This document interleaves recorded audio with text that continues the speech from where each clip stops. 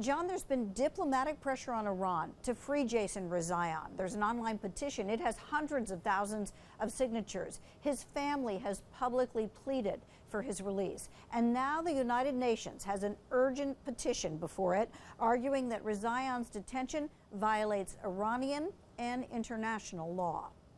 American journalist Jason Rezaian has now spent 1 full year locked up in an Iranian prison, charged with espionage and other crimes that U.S. officials call a sham. On the anniversary of his arrest, another call to free the 39-year-old journalist. Freedom is his right. And we call again on Iran, its government, and its judiciary to let this decent and innocent man go. A Washington Post reporter, Rezaian and his wife were taken from their Tehran home in the middle of the night last July. She is out on bail.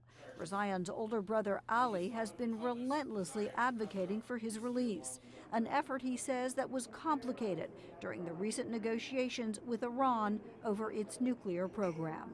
Now that the deal's in place, how might that impact the willingness of the Iranian government to resolve this case? You know, I think right now is the perfect time for the Iranian government to show that they can follow their own laws and uphold their own international obligations and let Jason go. Jason Rezaian is one of 3 Iranian-Americans imprisoned in Iran. A 4th American is missing and believed jailed, although the Iranian government denies that. The State Department and Iran confirmed that during the nuclear negotiations, the fate of the Americans was brought up repeatedly on the sidelines. The 2 issues, though, were not linked. Secretary of State John Kerry was asked about that while on Capitol Hill to sell the nuclear deal. Jason Rezaian has been in prison now for over a year. Should his release been part of this deal? We are working very hard on him. Hardliners in Iran are not happy with the nuclear deal, and some analysts believe they may try to block Rezaian's release.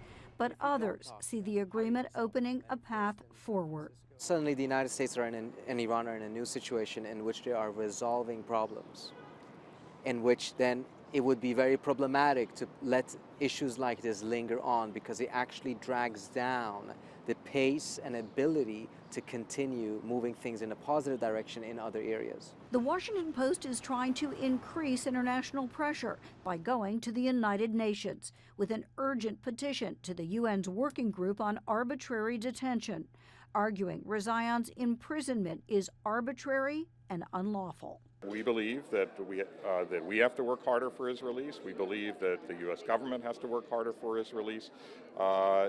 You know, we can't stop, and we don't want the U.S. government to stop. We believe they've made efforts and diligent efforts so far, but we want them to press even harder. Rezaian's mother and wife have had some limited ability to visit him in prison.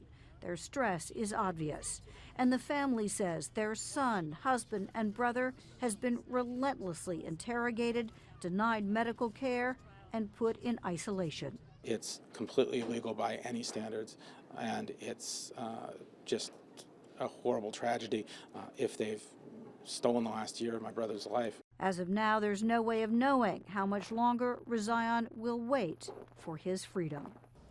Jason Rezaian has had 3 closed-door hearings in Iran. It's believed there is 1 more to go before the judge issues his decision in this case. John?